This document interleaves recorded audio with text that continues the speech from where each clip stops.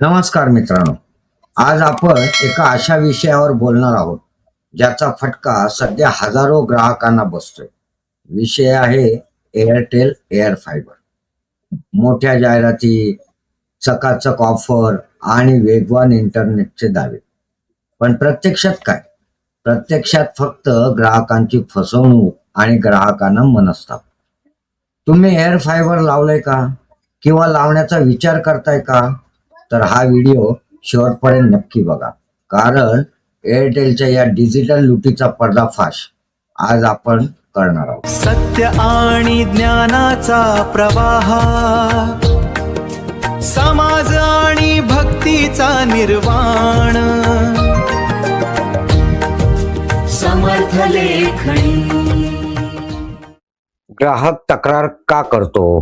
कारण त्याची सेवा बंद असते. पण एअरटेलकडे गेल्यावर काय होतं? मेल करा किंवा कॉल करा. तुम्ही मेल करता, कॉल करता, पण समोरून फक्त छापील उत्तरं मिळतात. खोटी आश्वासनं, तुमची तक्रार नोंदवली आहे, आम्ही ती वरच्या स्तरावर पाठवली आहे. हे वाक्य म्हणजे ग्राहकाला गप्प करण्याचा एक सोपा मार्ग झाला आहे. खरं तर कोणती हालचाल होत नाही. सर्वात मोठा बनाव, सर्वात संतापजनक प्रकार म्हणजे तक्रार सोडवण्याऐवजी ती परस्पर बंद करणे. कारण काय दिलं जातं? ग्राहकाचा फोन लागला नाही किंवा ग्राहक नॉट रिचेबल होता. खोटं बोलण्यात या कंपनीचा हात कुणीच धरू शकत नाही आणि कुणी धरू शकणार नाही. एअरटेलमध्ये एक मोठी चूक आहे, ती म्हणजे क्रॉस व्हेरिफिकेशन. ज्या कर्मचाऱ्याने तक्रार बंद केली त्याने खरोखर ग्राहकाशी संवाद साधला का, काम पूर्ण केलं का, प्रश्न सोडवले का हे तपासणारी कोणती यंत्रणा या कंपनीकडे नाही. याचा अर्थ असा की ग्राउंड लेवलचे कर्मचारी आणि कंपनीचे मॅनेजमेंट मिळून ग्राहकांना लुटण्याचं काम करत आहेत.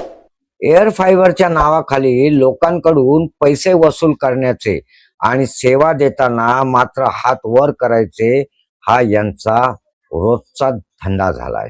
मित्रांनो, आपल्याला काय वाटतं? कमेंट करून नक्की सांगा. या बहाण्याने आता प्रश्न उभा राहतो, या एअरटेल कंपनीवर सरकार आणि ट्राय लक्ष देणार का? एवढी मोठी कंपनी उघडपणे लोकांची फसवणूक करते, तर सरकार त्यांच्यावर अंकुश का ठेवत नाही? या कंपनीची चौकशी सरकारद्वारे होणार का? एअरटेलचे मोठे अधिकारी याकडे लक्ष देणार का? हा प्रश्न या निमित्ताने उभा राहत आहे. डिजिटल इंडियाच्या गप्पा मारताना जर ग्रामीण आणि शहरी भागातले लोक अशा प्रकारे लुटले जात असतील तर त्या प्रगतीचा काय उपयोग? एअरटेलला फक्त ग्राहकांचा पैसा हवा आहे, त्यांना ग्राहकांच्या समाधानाशी काही देणे घेणे नाहीये. मित्रांनो, हा व्हिडिओ जास्तीत जास्त शेअर करा, एअरटेलच्या अधिकृत पेजना टॅग करा आणि सरकारपर्यंत आपला आवाज पोचवा. जर तुमची अशीच फसवणूक झाली असेल तर कमेंटमध्ये तुमचा अनुभव सांगा.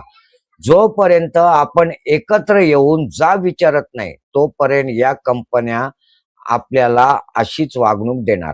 सावध राहा, संघटित व्हा. दर्शकांनो, हा व्हिडिओ आवडला असेल तर व्हिडिओला शेअर करून लाईक आणि कमेंट करा. सोबतच चॅनल सबस्क्राईब करून आम्हाला जॉईन देखील व्हा. तुर्तास एवढेच. परत भेटू नवीन विषयासह. तेव्हा मी हेमंत कुमार केळकर आपली रजा घेतो. तुमच्या माझ्या मनातील विचार मांडते सांगते ती समर्थ लेखणी रे.